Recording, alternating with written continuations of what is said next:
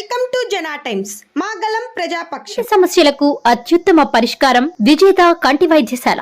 ఆప్థమాలజిస్టుగా సుదీర్ఘ అనుభవం ఉన్న డాక్టర్ వి హజరత్ కుమారి గారి సారథ్యంలో ఎన్నో వేల మందికి కంటి చూపు ప్రసాదించి రోగులకు అత్యాధునిక వైద్యాన్ని అందిస్తున్నారు.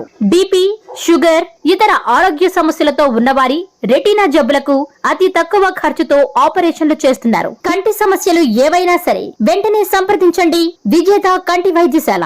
డోర్ నంబర్ 15-275, కెనరా బ్యాంక్ పక్కన, బాబు ఐస్ క్రీమ్ ఎదురువీధి, బృందావనం. ఉదయగిరి హాస్పిటల్లో ఉన్నాం. ఇది సిహెచ్సి హాస్పిటల్. ఇది 50 బెడెడ్ హాస్పిటల్ ఫెసిలిటీ. ఇది మనం యాజ్ ఎ చైర్పర్సన్గా నేను, తర్వాత మనకి ఇంకొక ఇద్దరు మెంబర్స్ ఉన్నారు కమ్యూనిటీ నుంచి. మన ఎక్స్ జెడ్పీటీసీ జ్యోతి గారు కానీ, అలాగే భాస్కర్ గారు ఉన్నారు. భాస్కర్ గారు రాలేదు. అలాగే మన incharge, hospital incharge doctor Anisha గారు, మన ఎండిఓ గారు, అలాగే మా తెలుగుదేశం పార్టీ కన్వీనర్ భయన్న గారు కానీ, రియాజ్ గారు కానీ, మన తెలుగుదేశం పార్టీ నాయకులు, ఇక్కడ లోకల్ నాయకులు అందరూ కూడా వచ్చున్నారు ఇక్కడికి. ముందుగా మేము స్టాఫ్ తోటే, తర్వాత మన డాక్టర్ గారితో, కొంతమందితోటి ఇక్కడ మీటింగ్ పెట్టుకోవడం జరిగింది. ఇది committee members first review meeting. ఇది మెంబర్స్ ఫామ్ అయ్యాక వాళ్ళు రెగ్యులర్గా ఉన్న వాళ్ళ బడ్జెట్, దాని గురించి డిస్కషను, తర్వాత కొంత హాస్పిటల్ గురించి కొన్ని సమస్యలు మన దృష్టికి తీసుకురావడం జరిగింది.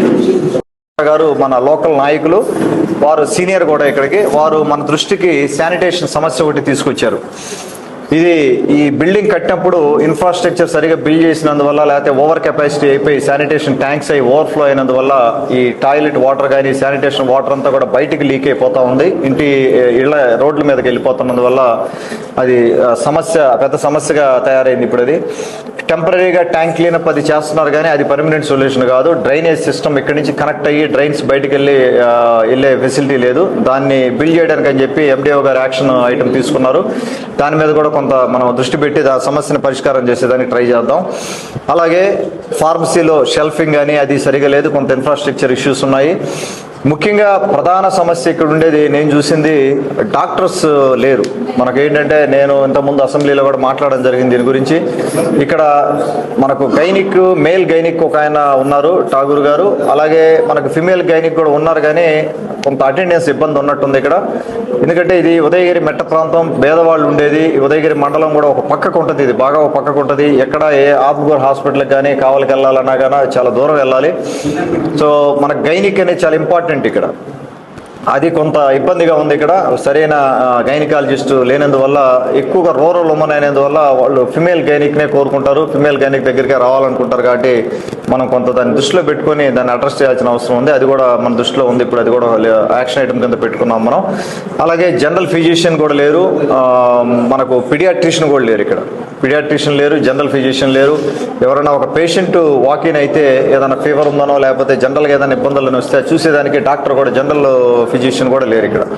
సో కొంత డాక్టర్లు ఇబ్బంది ఉంది. మిగతా విధంగా చూస్తే స్ట్రక్చర్ బాగుంది, హాస్పిటల్ స్ట్రక్చర్ బాగుంది, ఇన్ఫ్రాస్ట్రక్చర్ కానీ లోపల ఉన్నాయి, కానీ కొంత ఎక్విప్మెంట్ అది ఇంప్రూవ్ చేసుకుంటే మనం డాక్టర్స్ అటెండెన్స్, కొంత స్పెషాలిటీ కానీ కొంత పెంచుకోగలిగితే డెఫినెట్గా ఈ హాస్పిటల్ ఉదయగిరికి ప్రజానికానికి బాగా ఉపయోగపడుతుందని నేను నమ్ముతా ఉన్నాను.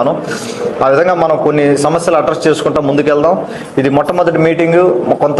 కొంత నాకు అర్థమైంది ఇక్కడ ఏం జరుగుతూ ఉంది, మనం ఎక్కడ మనం రెక్టిఫై చేయాల్సి ఉంది. స్టాఫ్ మధ్యలో ఏదైనా సమస్యలు ఉన్నా కూడా, రకరకాల ఇష్యూస్ ఏమైనా ఉన్నా కూడా అవి కూడా మనం అడ్రస్ చేసేదానికి ముందుకెళ్దాం.